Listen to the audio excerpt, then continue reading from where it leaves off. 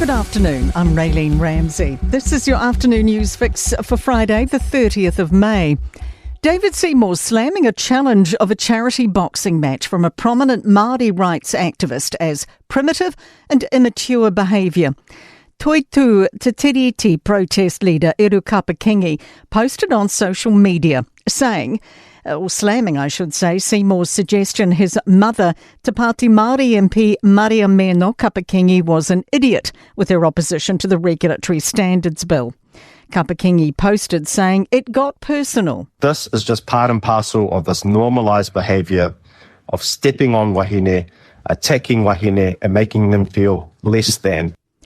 An ACT MP is fighting to make it illegal for people to produce and publish AI-generated explicit content without the consent of those in it.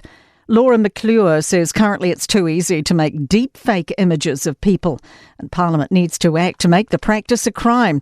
She's pushing for MPs on both sides of the House to support her bill. It's basically adding a few words in legislation we already have to just close this loophole and make sure that we don't see any more victims of this kind of abuse. Residents in Dargaville are either without water or being asked to conserve it. The Kaipara District Council is repairing a number of major water main breaks, which earlier today dropped reservoir levels critically low. Water's being tankered in from other areas, with supply expected to fully resume at around 6 tonight. Mayor Craig Jepson is thanking residents for doing their bit. Better to be on the cautious side and still conserve water till we know we're absolutely out of the woods with this.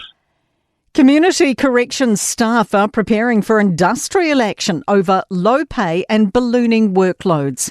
The Department of Corrections workers, which includes probation officers and electronic monitoring staff, manage 26,000 people outside of prison.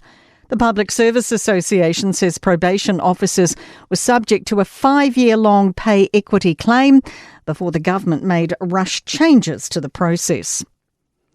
Auckland War Memorial Museum will partially reopen next week after 3 weeks of closure. It was forced to shut its doors for assessment and cleaning after asbestos was detected in the original part of the building. The museum says it's been given clearance to reopen 2/3 of the building on Tuesday.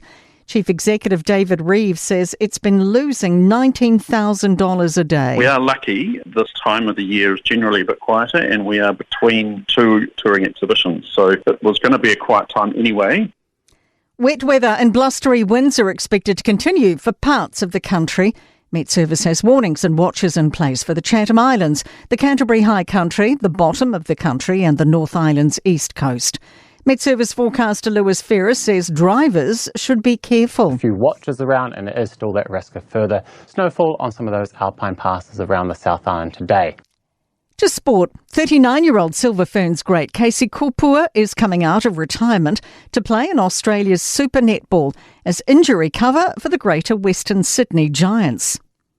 The 7-month dispute between the Black Caps and New Zealand cricket over the players' name, image and likeness rights is over, and national men's coach Gary Stead is leaving after his contract expired.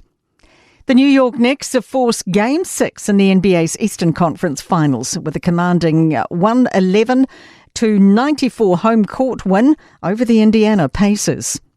That is your latest news fix. We'll have another update for you tomorrow morning from the Newstalk ZB newsroom.